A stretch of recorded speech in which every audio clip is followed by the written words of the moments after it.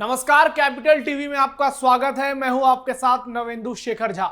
PM Narendra Modi ने एक जिम्मेदारी उठाई है, नए भारत को गुलामी की मानसिकता से बाहर निकालने की जिम्मेदारी।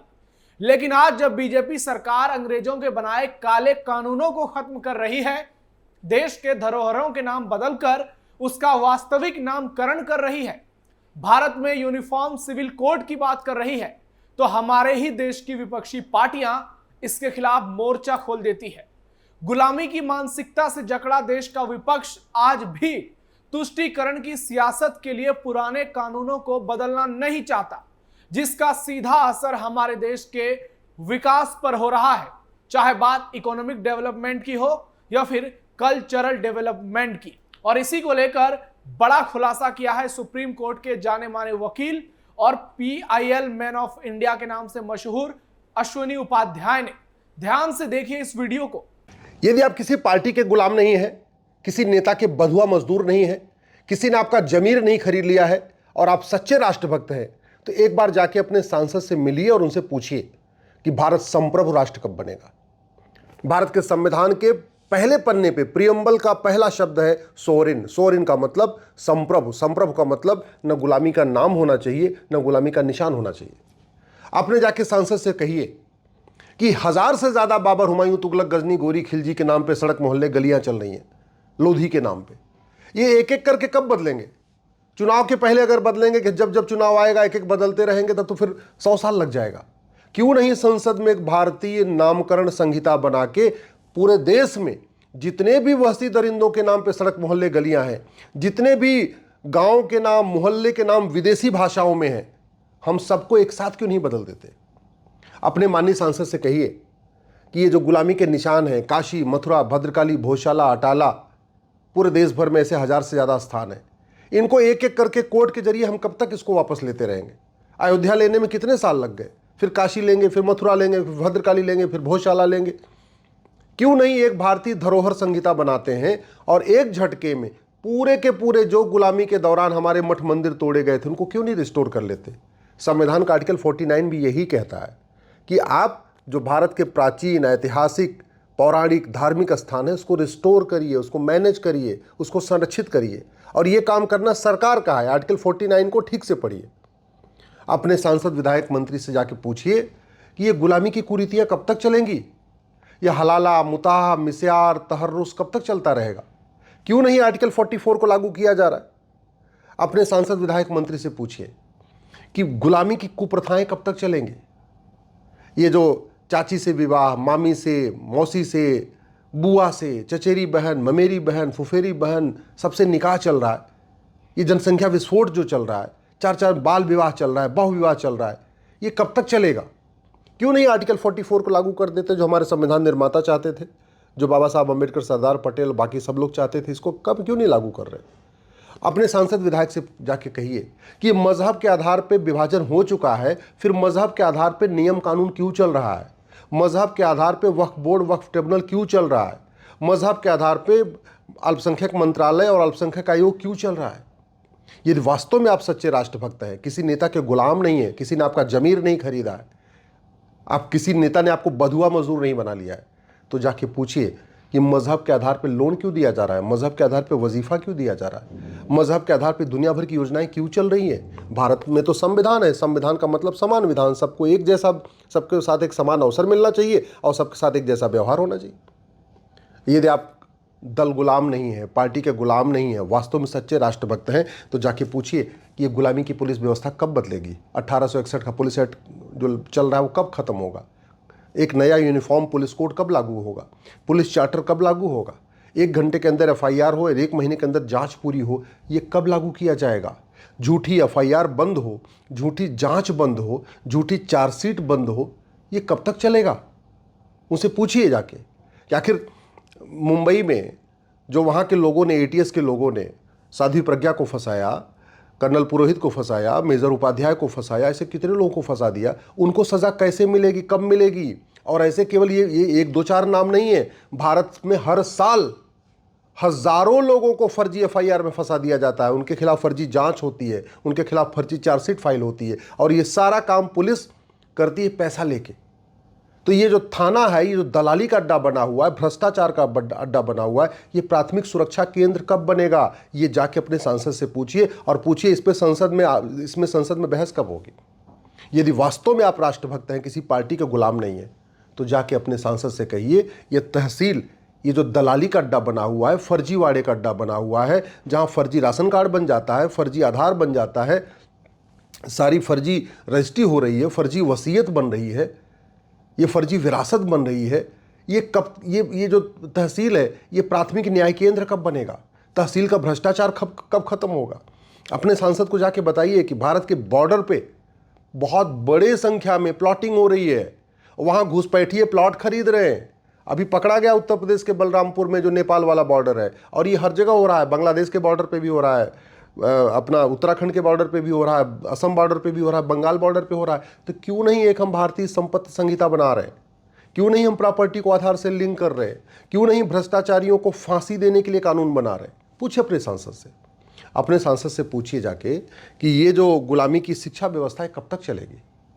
जब मुगल चले गए तो मदरसा क्यों चल रहा है? जब अंग्रेज चले गए तो ये मिशनरी स्कूल क्यों चल रहा है? जब अंग्रेज चले गए तो मॉन्टेसरी स्कूल क्यों चल रहा है? जब अंग्रेज चले गए तो मैकाले का सिलेबस क्यों चल रहा है? एक भारतीय शिक्षा संहिता क्यों नहीं बनाते? One nation one education board क्यों नहीं बनाते? वन नेशन वन सिलेबस क्यों नहीं लागू करते? वन नेशन वन करिकुलम क्यों नहीं लागू करते? पूछिए अपने सांसद से। जब तक आप पूछेंगे नहीं, आवाज़ नहीं उठाएंगे, तब तक केवल और केवल आपको समाजवाद, लोहियावाद, गांधीवाद, अंबेडकरवाद, ऐसे दुनिया भर की बकवास में आपको उलझा के रखेंगे। काम धाम कुछ नहीं करेंगे, केवल और केवल बतौलेबाजी करेंगे, तू मैं करेंगे, तू चोर मैं सिपाही करेंगे। यही करके आपको उलझा के रखेंगे, आप इसी में उलझे रहेंगे। आप बस नेताओं की जय जयकार करते रहेंगे, पार्टियों की जय जयकार करते रहेंगे, और वो आपको बुद्धू बनाते रहेंगे। वास्तव में अगर देश का भला चाहते हैं, भारत को सुरक्षित बनाना चाहते हैं, तो जाके अपने सांसद विधायक से पूछिए कि गुलामी की न्यायिक व्यवस्था कब बदलेगी। केवल और केवल भारत में जस्टिस विद इन ईयर हो जाए ना, ये गुलामी की न्याय व्यवस्था बदल जाए, भारत की 50% समस्या खत्म हो जाएगी। इस सड़ी हुई न्यायिक व्यवस्था के कारण 5 करोड़ मुकदमे चल रहे हैं, और 5 करोड़ मुकदमे से 5 करोड़ परिवार टेंशन में है। एक परिवार में 6 आदमी मान के चलिए तो 30 करोड़ भारतीय टेंशन में है सड़ी हुई न्यायिक व्यवस्था के कारण। और इससे सब परेशान हैं, upper class, middle class, lower class, business class, आदिवासी, दलित, पिछड़े, अगड़े, सब परेशान हैं। फिर भी सुबह से लेकर शाम तक दलित बनाम संवरण करने वाले, आदिवासियों की बात करने वाले, पिछड़ों की बात करने वाले, कोई जस्टिस विद इन ईयर की बात नहीं करता। इन पाखंडियों को एक्सपोज करिए आप जाके। यदि आप पार्टी के गुलाम हैं, नेताओं के दरबारी हो चुके हैं, तो कोई बात नहीं, फिर बैठे रहिए, अपना पैसा वैसा कमाते रहिए।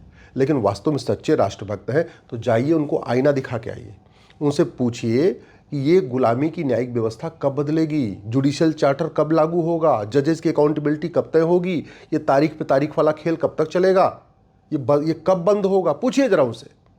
यदि वास्तव में आप सच्चे राष्ट्रभक्त हैं तो जाके उनसे कहिए कि गुलामी की प्रशासनिक व्यवस्था के साथ साथ ये जो गुलामी की जो है अपना टैक्स व्यवस्था चल रही है, ये कब बदलेगी? क्यों हम दुनिया भर का टैक्स लगा के बैठे हुए हैं?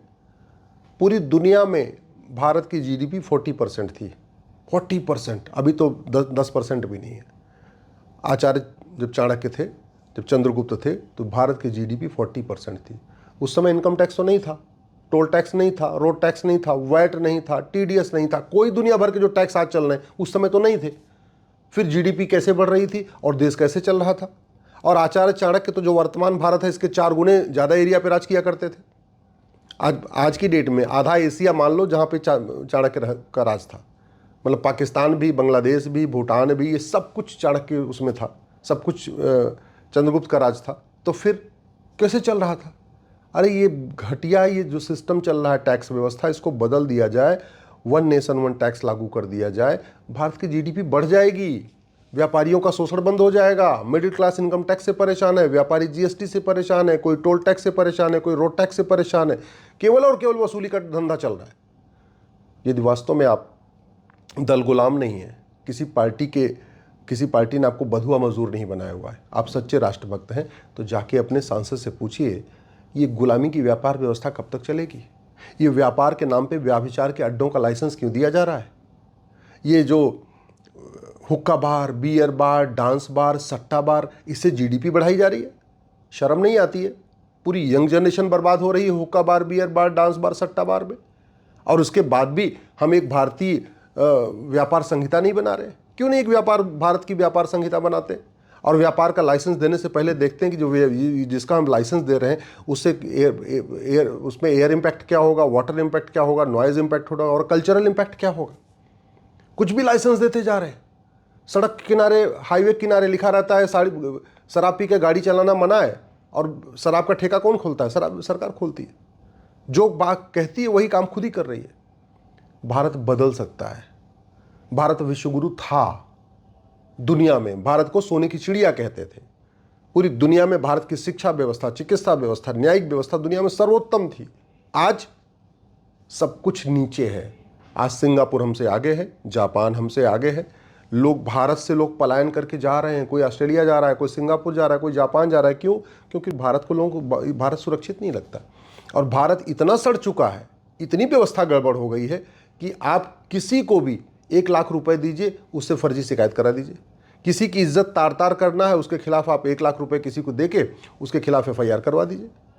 आपको किसी की इज्जत तार करना है, थानेदार को 5 लाख रुपए दे दीजिए, वो फर्जी जांच करके तैयार कर देगा। भारत बर्बादी की तरफ बढ़ रहा है। भारत जो है एक तरीके से डे बाय डे नीचे जा रहा है। और ये तब बदलेगा जब आप दल गुलामी छोड़ेंगे, आप पार्टियों की गुलामी छोड़ेंगे, आप सच्चे राष्ट्रभक्त बनेंगे। इसलिए मैं आपसे कह रहा हूँ, राष्ट्रभक्त बनिए और सीधे सीधे सांसद विधायक से मिलिए, उनके सामने उनके मुंह पे बोलिए सही बात, और सही बात को अपने फेसबुक पे लिखिए, ट्विटर पे लिखिए, इंस्टाग्राम पे लिखिए, अपना वीडियो बना के शेयर करिए, 5-5 हज़ार फेसबुक फ्रेंड बनाइए, सोशल मीडिया का उपयोग राष्ट्रहित में करिए। सुप्रीम कोर्ट में सीनियर एडवोकेट अश्विनी उपाध्याय की बातों पर आपका क्या कहना है, और आप देश की विपक्षी पार्टियों को लेकर क्या सोचते हैं? क्या आपको लगता है कि भारत में नए भारत की बात जब होती है तो हमें पूरी तरह से खुद की मानसिकता को आजाद भारत के तौर पर प्रस्तुत करनी होगी, ताकि हम गुलामी की मानसिकता को काफी पीछे छोड़ दें, जिससे विकास की रफ्तार भारत की कई गुना ज्यादा बढ़ जाएगी? कमेंट बॉक्स में अपना फीडबैक जरूर दीजिएगा। फिलहाल के लिए इतना ही। धन्यवाद।